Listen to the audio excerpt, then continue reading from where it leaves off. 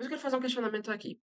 No tempo que a Ilíada e a Odisseia eram considerados textos divinos, que contavam de divindades que eles, os gregos, que a gente chamou de gregos, os argivos, né, consideravam reais, esses textos eram ensinados, eram debatidos, eram entendidos metaforicamente, eram entendidos para ensinar moral, eram entendidos para ensinar filosofia, ética, gramática, tudo que você imaginar. Eles pegavam esses textos que eram cantados, essas poesias, esses versos, e usavam para ensinar esses conceitos.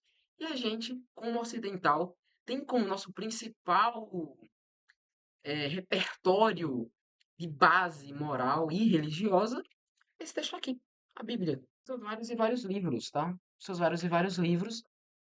E a gente diminui muito esse texto. Muito, muito, muito, muito. A gente diminui esse texto como se ele fosse só um texto religioso. Não que isso seja pouca coisa, mas é porque ele é muito mais que isso. Ele tem que ser muito mais que isso. Porque você pensa, 2.800 anos de história, lá dos hebreus, das narrativas que eles contavam, da língua que eles falavam, diversos autores por diversos séculos, para passar pelo grego, pelo aramaico, pelo hebraico, para chegar na gente agora como ocidental, para chegar em espanhol, para chegar em inglês, para se criar através das tradições presentes aqui, até outros textos, e a gente só valorizar três tipos de leitura desse texto. É a leitura direta, né, aquela que você, tal dia aconteceu tal coisa, você entende como se aquilo realmente tivesse acontecido.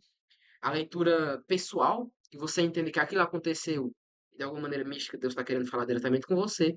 E a leitura orientada, né, porque o seu padre, o seu pastor falou que isso significa isso, você entende que é assim porque ele falou. E por outras 13 leituras são factíveis, né? A gente pode usar esse texto para interpretar muito mais coisa do que a gente está interpretando, que nem era com a Ilíada, que nem era com a Odisseia. Um exemplo ruim disso, né? Um exemplo ruim disso, tá?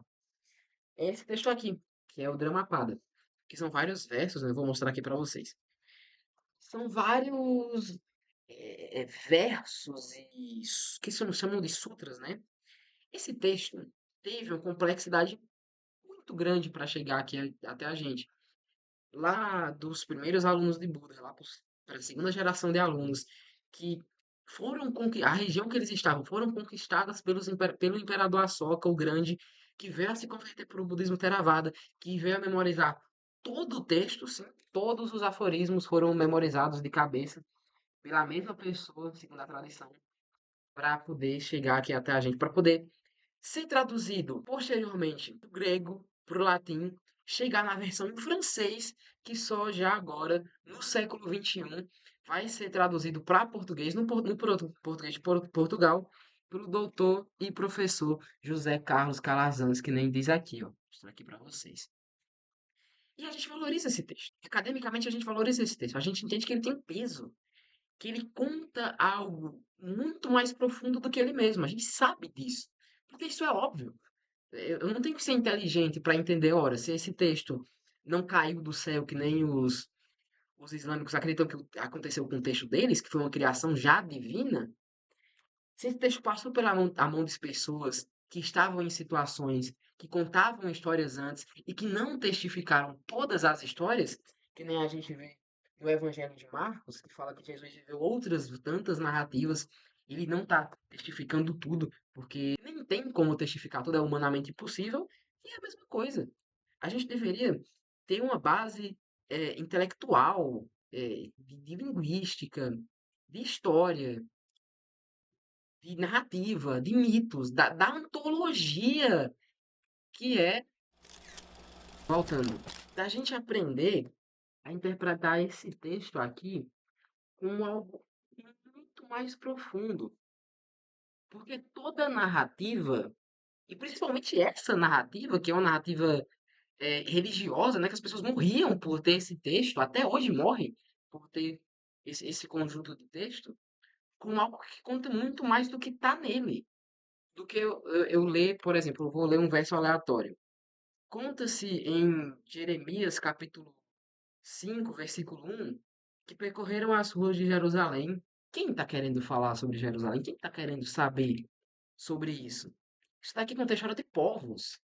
Povos que existem até hoje.